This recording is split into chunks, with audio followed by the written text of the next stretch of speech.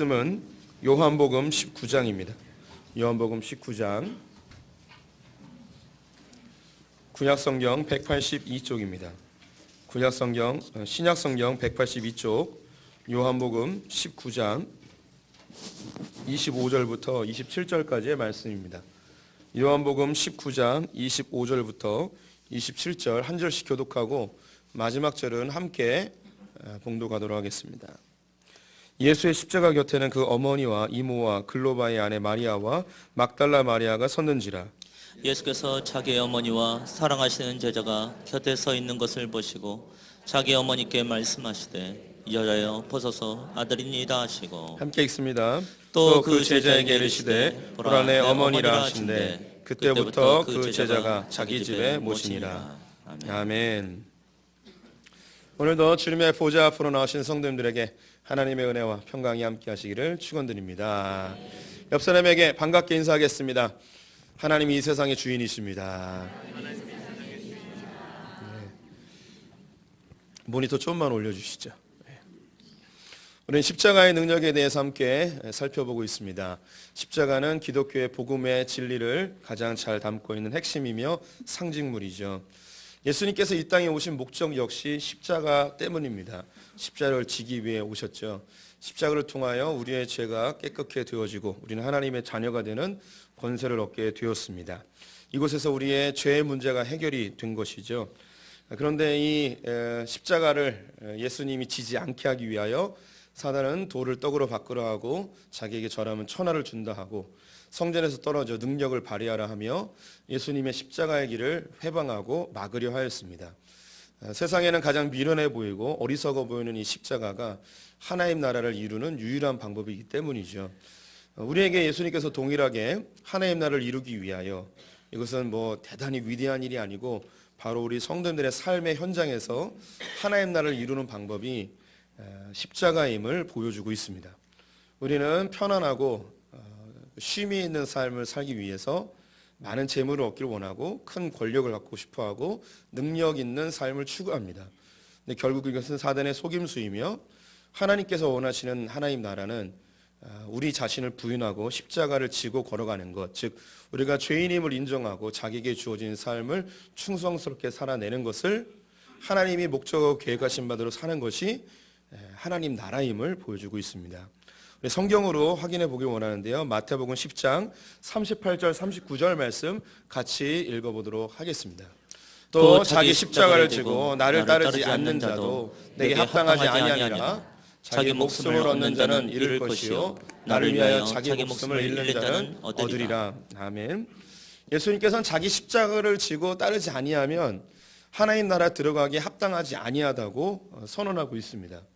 우리 성도님들은 다 자기를 십자가에 못 박고 자기의 십자가를 들고 주님을 쫓아가야 하십니다. 우리는 십자가 지는 걸 좋아하지 않습니다. 모든 사람이 죄인임을 드러내는 것을 두려워하고 자기의 죄를 어떻게든 감추려 합니다. 하지만 십자가는 무엇인가? 내가 죄인임을 공개하고 내가 하나님 앞에 의로운 게 하나도 없음을 인정하고 또 더불어서 우리 지체들에게도 자기의 의로움보다는 자기의 죄인됨을 나타내는 것이 바로 십자가입니다. 우리 성도님들의 삶 가운데 하나님 나라를 이루는 중요한 두 가지를 늘 말씀드리는데 비판을 없애고 기대를 없애야 된다고 말씀드렸습니다. 이 십자가엔 이 두 것이 다 담겨져 있습니다. 내가 죄인이기 때문에 하나님 앞에 어떤 행위를 해도 하나님 내게 무엇을 주실 것이라는 기대감이 없어야 됩니다. 우리 성도님들이 하나님의 자녀된 것, 우리가 죄에서 건진받아 의롭게 된 것, 이 하나만으로도 우리는 이 천하보다 더 좋은 것, 더 소중한 것을 이미 소유한 자들입니다. 그래서 우리 성도님들이 하는 행위, 종교적 모습 가운데 그 어떤 것도 하나님께 무엇인가를 기대할 수 있는 건덕지가 아무것도 없습니다. 그래서 우리 성도님들이 십자가를 졌다라고 했을 때 나타나는 현상은 하나님 나 구원시켜 주신 것만으로 너무 감사합니다. 그 어떤 것도 기대하지 않습니다. 내가 하나님의 성전의 문지기가 돼도 좋사오니 하나님 나 구원만 시켜 주시옵소서. 하나님의 도성에 하나님 나라에 동참하는 것만으로도 난 너무너무 감사합니다. 한국 교회 안에 개털모자 황금면류관 이따위 소리가 지배하고 있었는데 이건 하나님 나라를 상당히 왜곡시켜 놓았고 우리로 공로를 인정받고 싶어하고 하나님 나라에 뭔가 기대하게 하는, 그래서 우리 안에 늘 경쟁하고 하나님 나라에서 내가 뭔가 잘못하는 것 같고 자유가 없고 쉼이 없고 하나님 나라에 늘 긴장하고 두려움 속에 살아가는 그런 모습으로 교회를 다니지만 여전히 지옥에 사는 듯한 그런 기독교로 만들어 놓았죠. 또 한 가지는 비판이 없어지는 겁니다. 십자가 앞에 서서는 그 누구도 다른 사람을 비판할 수가 없습니다. 예수님의 십자가의 현장에 양편 강도 중에 한 명은 비판을 하였고 한 명은 비판을 안 했습니다. 비판하지 않은 그 강도가 하나님께 하나님 나라에 동참하는 영광을 얻게 되었죠. 이 사람은 죄 없이 죽고 있다. 근데 우리는 마땅히 죽어 마땅한 자들이 아니냐라고 하며 자기가 죄인됨을 인정하고 다른 사람에 대한 비판과 정죄와 판단을 멈춘 그 사람이 십자가를 지었음의 증거입니다. 그래서 우리 성도님들이 십자가의 삶을 산다는 것 많은 어렵게 느껴질 수 있는데 오늘 두 가지만 기억하세요. 비판이 사라지고 기대가 사라지는 그 현장이 십자가의 자리입니다.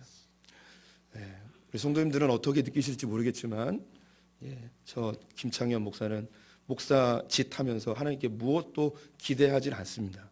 이렇게 죄인 중에 괴수를 복음 전한 자로 사용해 주시는 것만으로도 너무너무 감사합니다.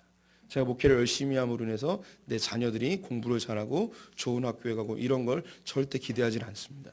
제가 목회를 열심히 한다고 가정이 평안할 거라고 전혀 기대를 하지 않습니다. 주여.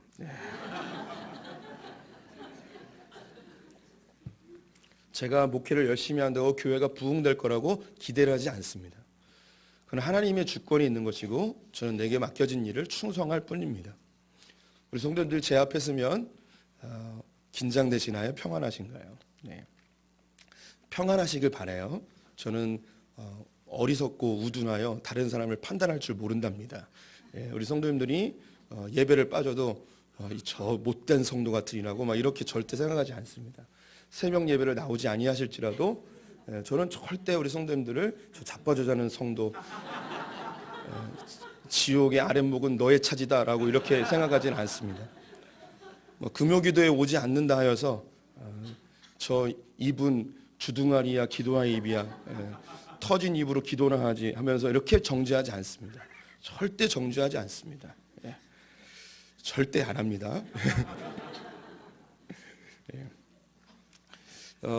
왜 안 하겠습니까? 제 마음속에도 기대하는 마음이 있고 비판하는 마음이 막 올라와요. 그때 제 마음속에는 당연히 평화가 깨어지고요. 하나님 나라는 사라지고 지옥이 내 안에 임하게 되어집니다.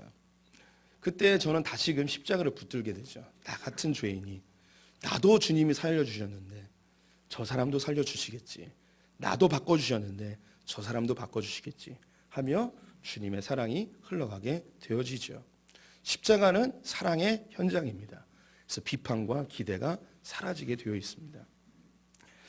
사람들은 이 죄에 대해서 너무너무 싫어합니다. 십자가는 죄를 없앤 곳인데 지지난 시간에 일단 세상은요 죄를 죄로 인정하지 않으려 합니다. 그리고 교회 공동체 안에 들어와서 나타나는 현상은 첫 번째 율법주의와 도덕주의라고 말씀드렸습니다. 율법을 내가 완벽하게 지켜서 이 죄의 재앙으로부터 나를 보호하고 싶은 욕구가 있습니다. 죄의 재앙이 두렵기 때문이죠. 두 번째는 금욕주의입니다. 죄가 있는 가까이에 절대 가지 아니하여서 나로 때를 안 묻게 하려는 것이죠. 근데 궁극적으로 죄는 외부에서 짓는 것이 아니고 내 내부에서 이미 짓고 있다는 사실을 간과한 것이죠. 세 번째는 잊어버렸어요. 종교 중독이에요. 조그만 죄를 질지라도 하나님께 또 기도하고 한 번 사죄한 것에 대해서 반복적으로 회개하여서 그렇게 회개를 해야만 내가 정결하게 될 것 같다는 종교 중독에 걸려 주님께 형벌받을까 봐 두려워하는 그런 사람들이 의외로 많이 있습니다. 마지막으로 죄의 합리화입니다. 반복되는 죄악에도 불구하고 하나님께 회개하지 않고 한 번 회개하면 다 용서하셨다고 이야기하면서 양심의 화인마진처럼 죄책감 전혀 없이 죄의 모습과 종교의 모습을 같이 겸하여 하는 사람들이 또 교회 안에 있을 수 있습니다. 주님은 우리에게 요구하십니다. 우리가 철저하게 죄인임을 깨달으라고. 우리의 죄는 우리의 힘으로 결코 해결할 수 없고 죄의 문제로부터 해방될 수 있는 사람은 아무도 없음을 우리에게 선언하고 계십니다. 그럼 그 방법은 무엇인가? 예수 그리스도의 십자가, 그걸 굳게 붙드는 것 외에는 결코 방법이 없음을 우리에게 선언해 주신 것이죠. 우리 성도님들이 죽는 그 순간까지 예수 그리스도의 십자가 붙으시기 바랍니다. 구원의 완성은 내가 구원 받았다, 구원 받지 않았다는 그 죽음의 현장에서밖에 우리가 입증할 수가 없어요. 근데 우리가 의지하는 것은 말씀 의지하여서 예수 그리스도의 십자가 붙들고 끝까지 갔을 때에, 우리가 결승점까지 갔을 때에 영광의 면류관, 생명의 면류관을 받을 줄 믿습니다. 그럼 여기서 질문이 하나 생기게 됩니다. 우리가 죄인이었는데 예수님이 십자가에 못 박혀 죽으심으로 우리의 죄를 깨끗게 하셔서 의인 되게 하셨는데, 그럼 의인으로 만들어서 뭐 하겠냐는 거예요. 왜 굳이 우리를 의인으로 만들었냐는 거죠. 오늘 제목인 십자가 공동체인데요, 다른 말로 교회라고 이야기할 수 있습니다. 예수님이 굳이 십자가에 달려 돌아가시면서 우리를 의인 만드신 궁극적 이유는 뭐냐면, 우리로 하나님의 거룩한 신부인 교회를 만들기 위하여 우리를 그렇게 사랑하신 것입니다. 말씀으로 확인해 볼게요. 에베소서 2장 16절 18절 말씀입니다. 함께 읽습니다. 또 십자가로 이 둘을 한 몸으로 하나님과 화목하게 하려 하심이라. 원수된 것을 십자가로 소멸하시고 이는 그로 말미암아 우리 둘이 한 성령 안에서 아버지께 나아감을 얻게 하려 하심이라. 예수 그리스도께서 십자가의 사역으로 우리 앞에 있는 담을 헐어버리시고 우리로 구약의 이스라엘, 신약의 이스라엘, 이 양 교회가 다 주님의 보좌 앞으로 담대히 나갈 수 있는 그런 권세를 우리에게 주셨습니다. 그래서 구약의 이스라엘과 신약의 이스라엘, 이 구약의 교회와 신약의 교회가 하나가 되어져 하나님께 나아갈 수 있는 교회로 우리를 만들어 주셨습니다. 성경에 교회에 대한 이야기가 많이 있지만 이 십자가의 공동체를 가장 잘 보여주고 그 시작점을 보여주는 것이 오늘 읽었던 본문 말씀입니다. 예수님께서 십자가 위에서 7마디에 말씀하셨는데 가상 7원이라고 하죠. 그 중에 하나입니다. 우리가 잘 알고 있는 여자여 보소서 아들이니이다 하였던 말씀입니다. 예수님이 십자가에 못 박혔을 때에 제자들은 두려워 다 도망가게 되었고 여인들만 예수님 십자가 밑에 모이게 되었습니다. 오늘 본문에 보면 예수님의 어머니 마리아와 그리고 이모와 글로바의 아내 마리아 그리고 막달라 마리아 4명의 여인이 있었습니다. 이름이 3명이 다 마리아죠. 마리아라는 이름이 이 당시에 너무나 흔했습니다. 한번 설교한 적이 있었는데 마리아의 히브리적 표현은 마라라고 합니다. 쓰다라는 거죠. 이 당시는 400년 동안 나라를 잃고 심한 고통의 세월을 보냈습니다. 그래서 딸들을 낳았을 때에 이 고통의 현장을 이름으로 지어서 부른 거죠. 그래서 마리아라는 이름이 굉장히 많았습니다. 반면에 남자는 어떤 이름이 많았냐면 예수라는 이름이 굉장히 많았습니다. 예수의 뜻은 구원이라는 뜻이거든요. 왜 그 이름을 붙였는지 직감적으로 아시겠죠. 400년 동안 종살이하고 있는 그들이 하나님께서 빨리 구원시켜달라는 의미로 남자아이가 났을 때에 예수라는 이름을 많이 지었던 것이죠. 이렇게 4명의 여인들이 십자가 밑에 모여 있었는데 유일하게 남자 한 명이 있었습니다.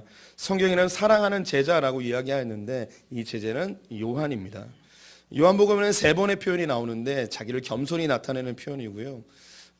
예수님과 가장 가까이에서 또 가장 친밀하게 사랑을 나누었던 제자였습니다. 다른 제자들은 다 도망갔을지라도 예수님을 위하여서 가장 가까이에서 십자가 현장에서 마지막까지 지켰던 그 제자가 이곳에 있습니다. 그러자 십자가에 달려있던 예수님이 자기 어머니를 보며 여자여 보소서 아들이니이다 이야기하고 요한에게는 보라 내 어머니다라고 소개를 합니다.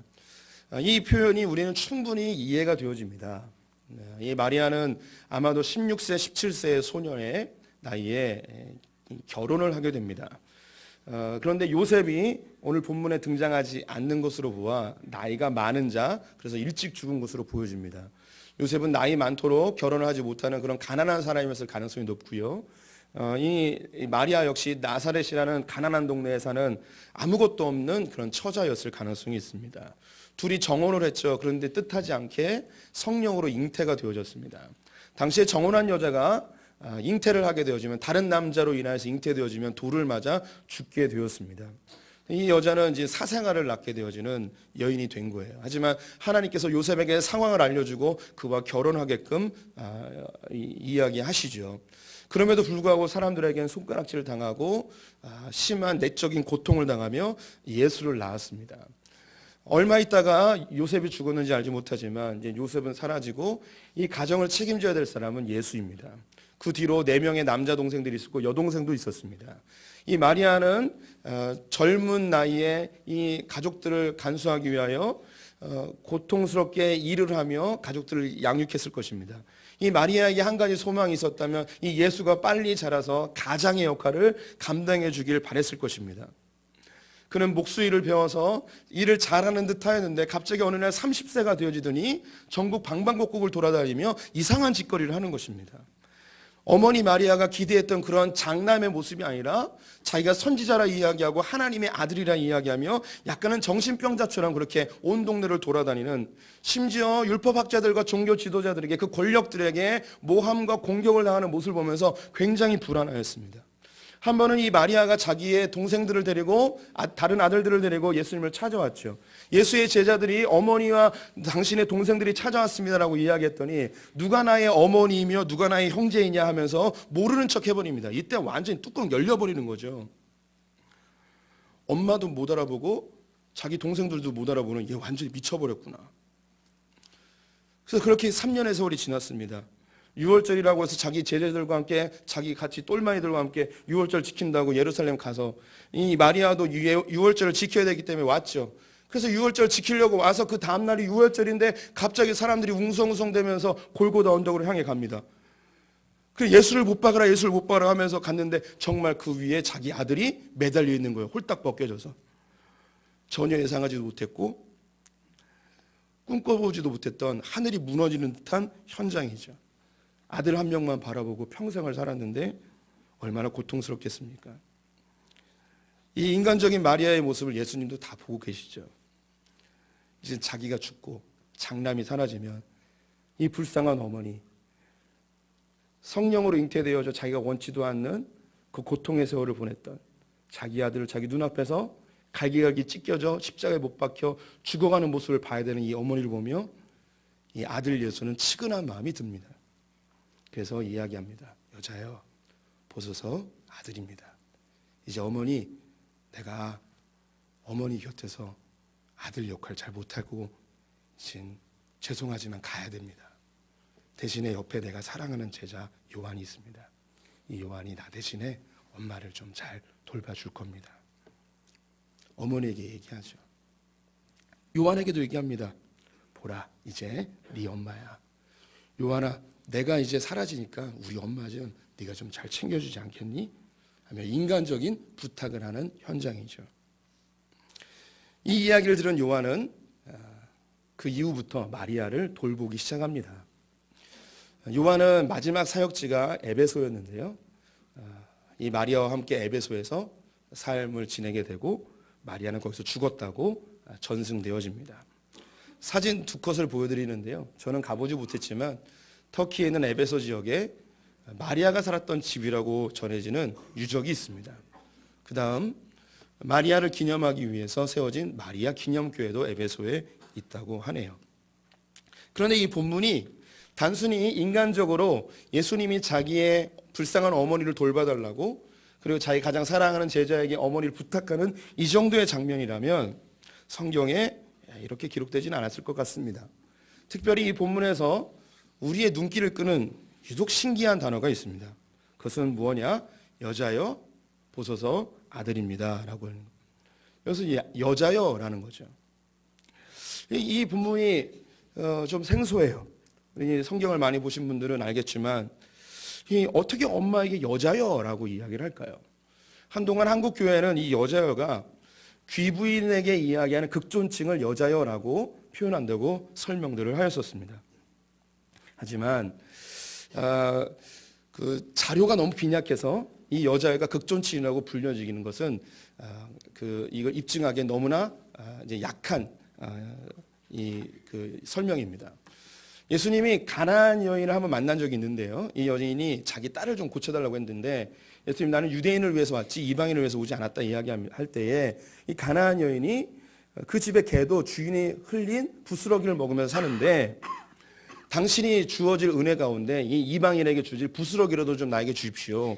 그러자 예수님이 그 여인에게 여자여, 네 믿음이 너를 구원하였다라고 이야기합니다. 그때 이 여자여도 똑같은 거예요. 모든 여자에 대해서 그냥 여자여라고 하는데요.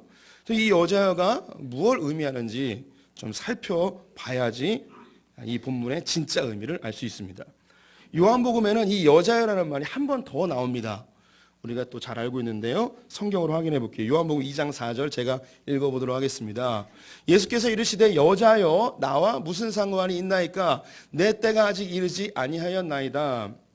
예수님이 공생애를 시작하고 가장 먼저 하셨던 이적의 현장이 가나의 혼인잔치라는 것인데 요한복음 2장에 기록되어져 있습니다.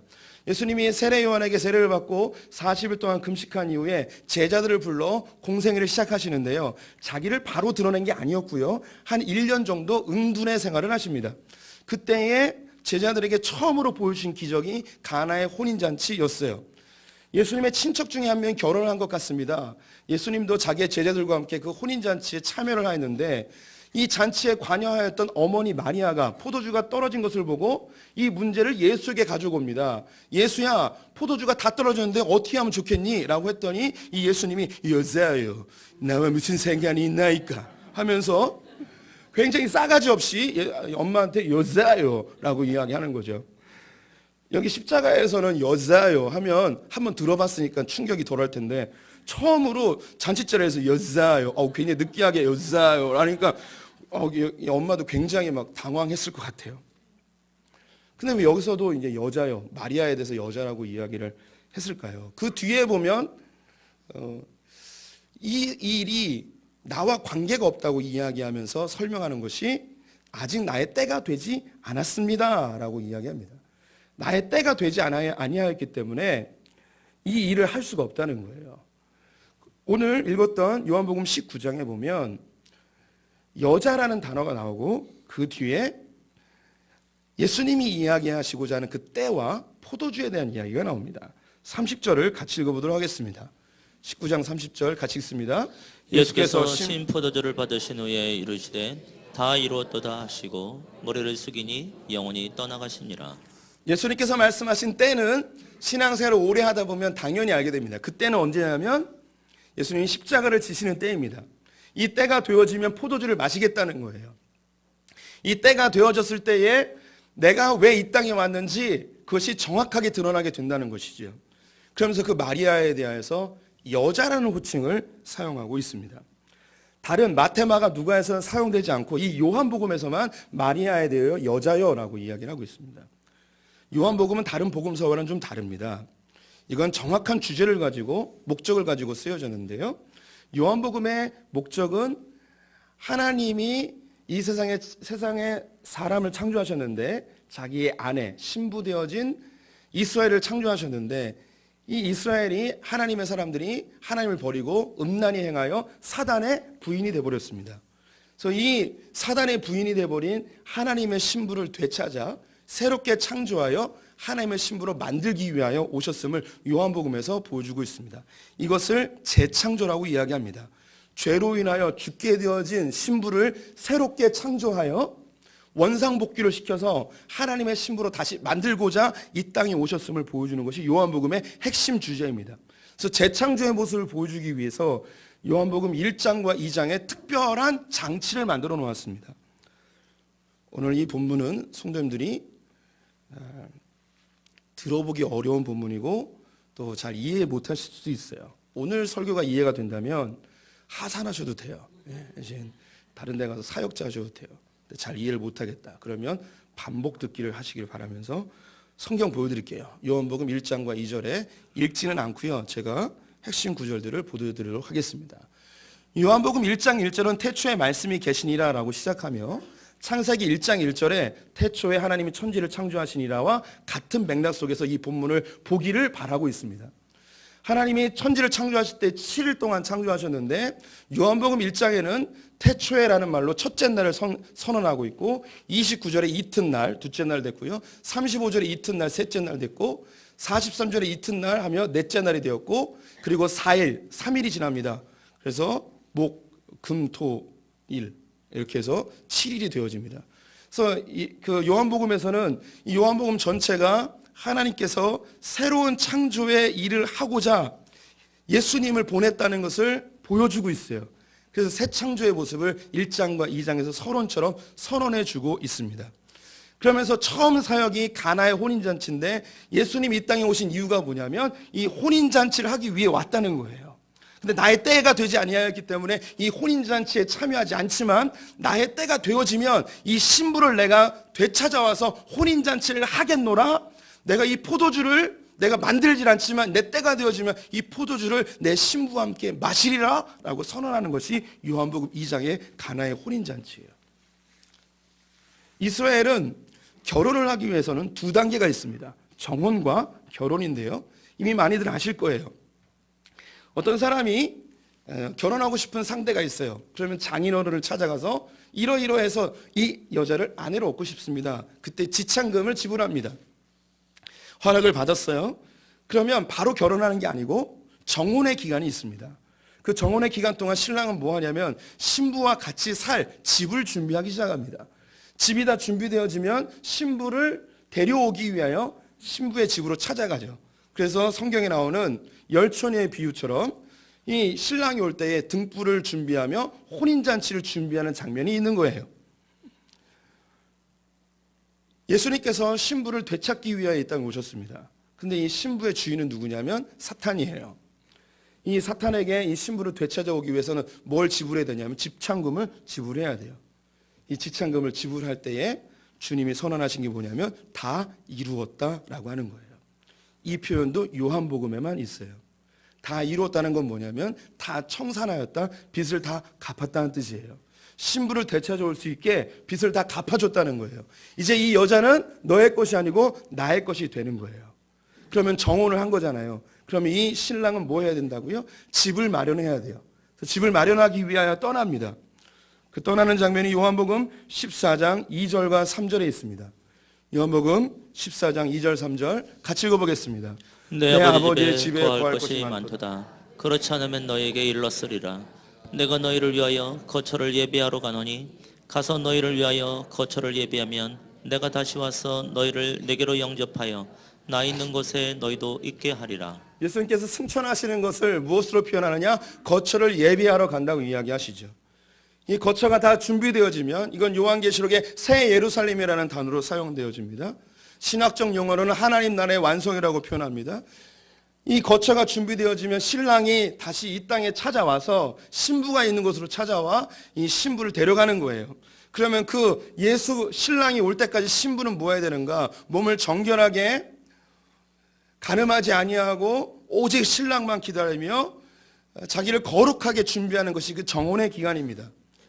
예수님이 하나님 나라 새 예루살렘 그 처소가 완성됐을 때에 이 땅에 다시 오는 것을 성경에서는 재림이라고 이야기하고 우리를 주님 나라로 인도하여 주님께서 그 결혼잔치를 행하시죠. 그것을 혼인잔치라고 합니다. 그래서 요한계시록 19장 9절에 나와 있습니다. 같이 읽어보겠습니다. 천사가 내게 말하기를 기록하라. 어린 양의 혼인잔치에 청합을 받는 자들은 복이 있도다 하고 또 내게 말하되 이것은 하나님의 참되신 말씀이라. 아멘. 예수님께서 마리아에게 여자여라고 한 것은 이 마리아를 무엇으로 대하냐고 있냐면 신부로 대하고 있는 것입니다. 마리아는 굉장히 중요한 인물이에요. 천주교에서 마리아를 우상시하여서 개신교에서는 마리아를 아예 취급을 안 하는 경향이 있습니다. 근데 마리아는 굉장히 중요한 인물입니다. 구약의 이스라엘과 신약의 교회를 이어주는 핵심적인 인물입니다. 이 마리아의 헌신이 교회를 탄생하게 하였습니다. 이 마리아에게 그 요한을 아들이라 이야기하며 요한은 이 마리아에게 어머니라고 표현을 합니다. 이 마리아는 교회를 이야기하고 이 제자는 교회가 낳은 아들 예수님의 제자입니다. 그래서 교회라는 것은 어떤 곳이냐? 마치 우리에게 어머니와 같은 곳입니다. 많은 신학자들이 하나님을 아버지로 모신다면 교회를 어머니로 모셔야 된다고 이야기를 합니다. 왜 교회가 어머니냐면 모든 새로운 생명들은 어머니를 통하여서 탄생하듯이 새로운 믿는 자, 새로운 그리스도인들은 반드시 어딜 통해서 나타나게 되냐면 교회를 통해 나타나게 되어져 있습니다. 그래서 교회 공동체 안에서 세례를 주고 새로운 생명이 탄생되어지죠. 여기 계신 성도님들도 누군가로부터 전도를 받고 교회를 통하여 세례를 받고 지금 성장해 가고 계시는 것입니다. 이 교회와 우리 성도님들의 관계를 잘 보여주는 장면이 요한계시록 12장 13절과 17절 말씀에 있는데요. 성도님들과 같이 읽어보겠습니다. 시작.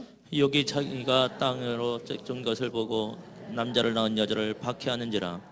영이 여자에게 분노하여 돌아가서 그 여자의 남은 자손 곧 하나님의 계명을 지키며 예수의 증거를 가진 자들과 더불어 싸우려고 바다 모래 위에 서 있더라. 요한계시록 12장은 교회가 사단의 세력에 의해서 핍박받는 모습을 보여주고 있습니다. 그런데 이 여자로 표현되는 것이 바로 교회입니다. 교회가 핍박받는 이유가 뭐냐면 남자를 낳았기 때문입니다. 이 남자가 누구냐면 예수입니다. 마리아가 예수를 낳은 것이 교회가 예수를 낳은 겁니다. 그래서 이 여자가 핍박을 받습니다. 더불어 이 여자와 함께 누가 핍박을 받느냐면 여자의 남은 자손, 즉 교회가 낳은 새로운 하나님의 백성들, 주님의 제자들이 같이 핍박을 받게 되어 있는 거예요. 우리 성도님들은 이 세상을 살면서 핍박을 안 받을 거라고 생각하시면 안 돼요. 사단의 유혹과 시험이 세상 사람들보다 더 심각하게 우리에게 있습니다. 왜냐하면 우리에게 무엇이 있기 때문에 예수의 증거가 우리에게 있기 때문입니다. 바로 십자가가 우리 성도님들에게 있기 때문이죠. 우리 나를 부인하고 예수님이 걸으셨던 그 길을 걷기 위하여 애쓰는 자들이에요. 40일 금식했을 때 광야에서 예수님을 미혹했던 것과 똑같이 우리 성도님들을 사단은 공격하여 하나님 나라에 이르지 못하도록 하려 합니다. 이 세상에서 잘 먹고 잘 살고 이 세상에서 권력을 얻고 능력 있는 삶을 살고자 하는 것으로 우리를 미혹합니다. 세상 사람이 다 그렇게 가기 때문에 그것이 옳은 줄 알고 살아가죠. 그 가운데 하나님 나라는 사라지고 늘 경쟁하고 비판하고 정죄하고 나의 행위를 기반으로 무엇인가 기대하면서 내 삶에 점점 평화가 없어지고 혼란과 고통 속에 예수를 믿으면서도 여전히 지옥의 삶을 살아가는 듯한 그리스도인들이 이 땅에 너무나 많다는 거예요. 누가 교회인가? 누가 하나님의 제자인가? 이것은 십자가로 결정이 되어집니다. 우리 성도님들은 십자가의 공동체로 모였습니다. 그냥 교회를 다니는 게 아니고 우리는 십자가를 붙든 자들입니다. 우리 가운데 십자가와 전혀 관계없이 나를 부인하거나 주님의 삶을 닮아가고자 하는 열정이 전혀 없이 신앙생활하는 분들도 있을 수 있어요. 그런데 걱정하지 마세요. 이미 교회가 성도님들을 낳았고 이제 조금씩 자라나고 있습니다. 우리 성도님들에게 한 가지만 부탁드린다면 끝까지 주님 곁을 떠나지 마시기 바랍니다.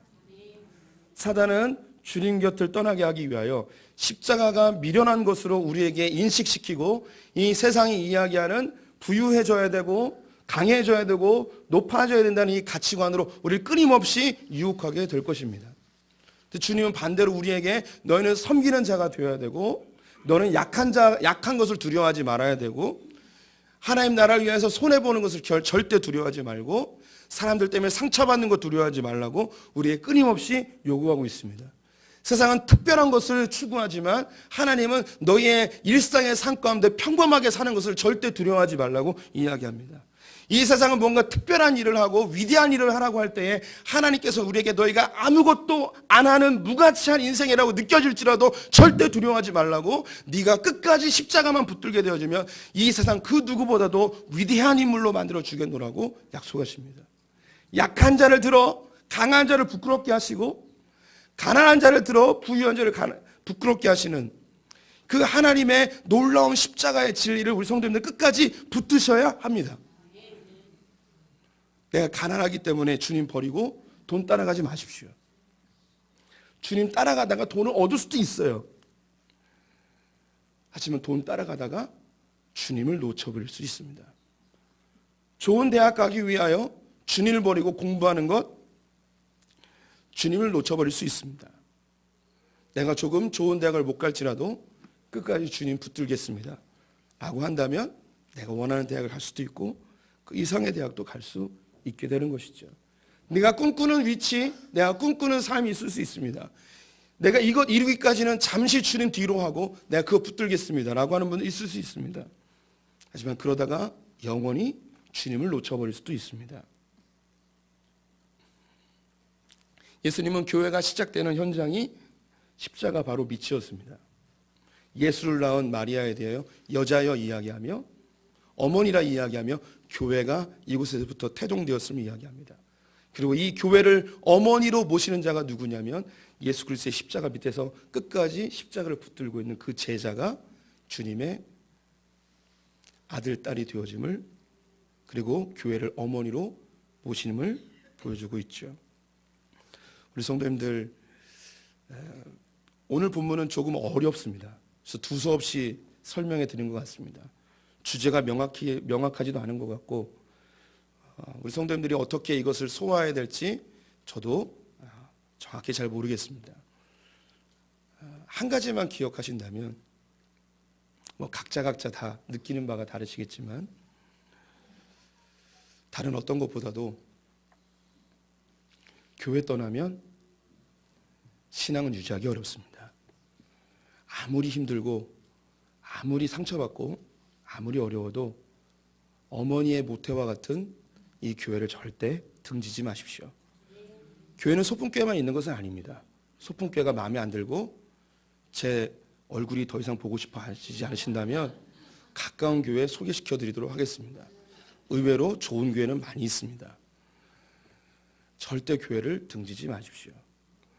어머니의 탯줄에서 끊겨진 아이는 결코 생존할 수가 없습니다.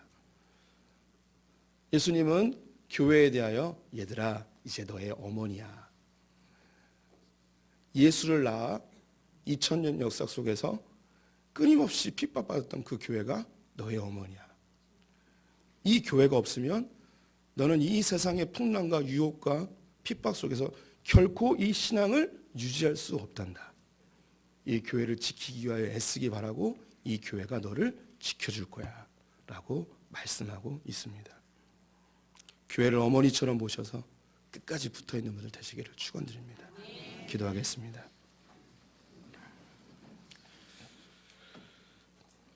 하나님, 예수를 낳았다는 이유로, 예수를 증거한다는 이유로 2000년 동안 교회는 끊임없이 핍박당했고 수많은 고통 속에서 그 신앙을 지켜냈습니다. 그 결과 동방의 작은 나라 이 대한민국까지 복음의 씨앗이 흘러와 교회를 통하여 우리가 탄생하였습니다.